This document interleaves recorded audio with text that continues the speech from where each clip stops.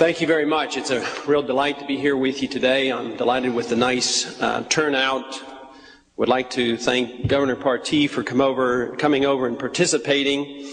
It's a delight. We've done this in the past, and we always have a good time. And I'm always reminded to say that some of my best friends are members of the Federal Reserve Board. So it is real nice that Governor Partee has come over. And it is true, we both served on the Gold Commission, and this is where I came to know Governor Partee, and we have developed a friendship over this period of time since we served on that commission. The commission, as you know, the results showed that the American government was certainly not quite ready to go onto a gold standard. But I, for one, did not see the Gold Commission as a failure because I thought that it was historically significant because an official body at least discussed the issue, something they haven't been doing for a long time.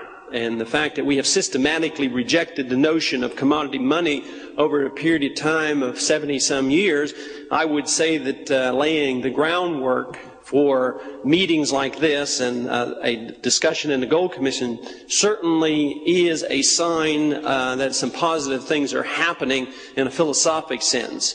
So I, for one, was never naive as to believe something would happen. I happen to think that the recommendation from the Gold Commission that the American government sell their gold out of the Treasury and mint gold coins and let you hold gold coins might not be a pretty good idea. I think that would be a good idea, and I think it would be just as easy for us to purchase an American-type ounce coin, an eagle coin, as anybody else.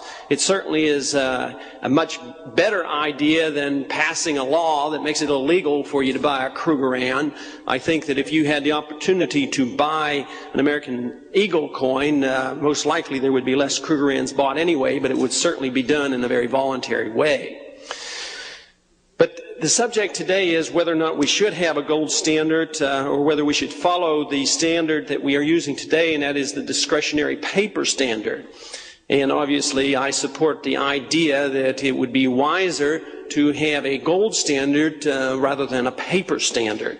And I think that unfortunately for those who believe in the paper standard have one little problem. They have to defend what we have today, and they have to defend the soundness of the economy, the soundness of the dollars, and they have to explain why the interest rates are high and why the housing market's not doing so well. So I think they have a terrible job. And I'm in a much better position to say, well, we have another system, and the terrible thing that happened when we even had a little taste of a gold standard, we had that terrible situation where you had interest rates between 3 and 5%. So I would suggest that there are many, many advantages for the gold standard, and the specific things that are advantageous to us with the gold standard I'm not going to talk about in my opening remarks. I'm not going to explain why that you have low interest rates with the gold standard. I'm not going to explain to you why if you had a free market and a gold standard you would have full employment, except for a few who just physically were incapable of working. I happen to believe, and will not explain now, why a gold standard would secure an economy that would have sustained economic growth, and we would never have to worry whether it's 4% economic growth or 10. If the economy decided to grow with a healthy currency and a healthy economy at a rapid rate, we would never be concerned about cutting off the gold supply in order to thwart a business recovery. And also, I don't think I will mention anything at my opening remarks about why a gold standard would enhance free trade around the world, which is one of the most significant problems that we're facing today, because we have paper currency fluctuating not on a monthly basis or a yearly basis, but on an hourly basis and sometimes on a minute basis, and it is positively impossible for anybody to set up long-term trade agreements, and for this reason we are seeing some serious problems. So I would not even suggest to mention that it has anything to do with the unsoundness of our currencies that has delivered to us in Texas on the Mexican border a disastrous problem, mainly because one country destroyed their money slightly faster than another country, and now on both sides the unemployment rate is 50%. And I would not want to mention at the beginning also whether or not a gold standard would have anything to do with savings, with the belief that the purchasing power of the dollar would be maintained over a period of time, because it just happens that it would have a lot to do with savings, especially if you combine that with eliminating all taxes on interest earned on savings. But what I would like to mention are 4 points about the gold standard in very general terms. Why I have come to accept the idea that a gold standard is the only standard that can be used if you want a free market and you want a sound, healthy economy. First off, it's the issue of central planning. So often there are many conservatives who believe that central planning in farming and agriculture and producing steel and doing anything in the economy outside of money is a disaster. They say, well, look at the results of central planning in Russia. Look at the central planning in any socialist nation, and they reject it outright, and I believe correctly. But in the same sense, they reject central planning in every other area, but wholeheartedly endorse the same concept with central planning in money. And I have come to the conclusion that central planning of money is just as disastrous as central planning in farming. And therefore, just the general idea, the notion that man is capable of planning the economy by controlling the money.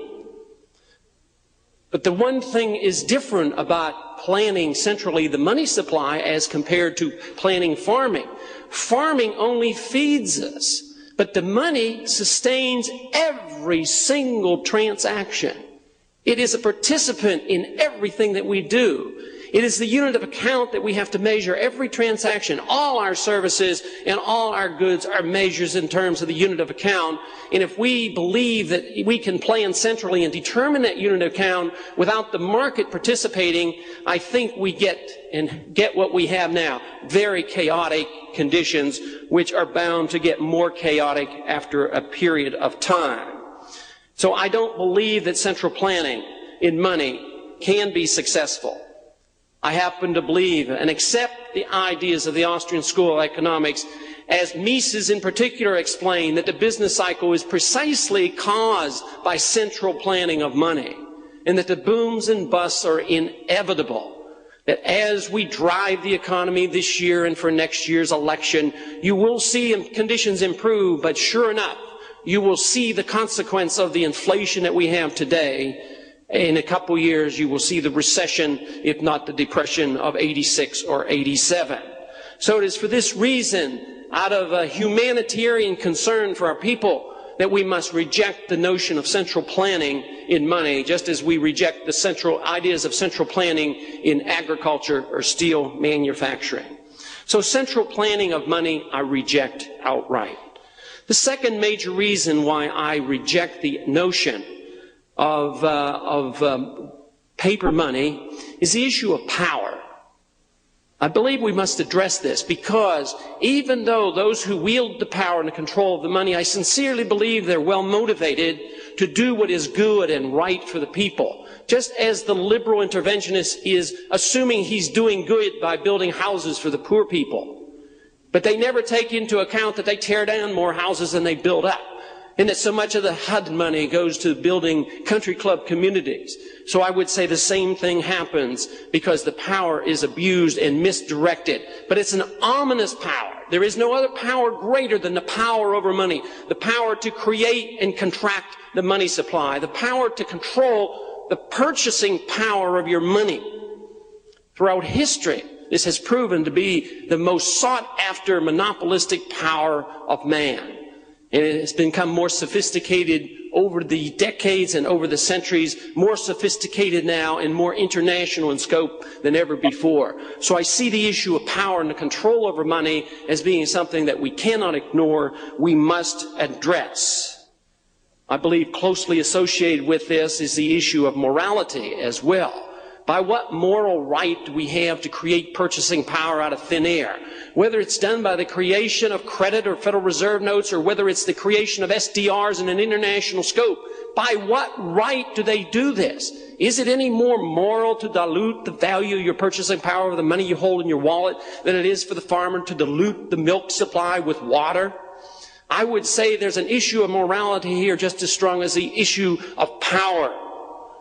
I also happen to believe also, because it's a moral issue more than an economic issue, it is for this reason that the people have lost trust in their government, trust in the banks, trust in business, trust in themselves, and that we are a nation of distrust.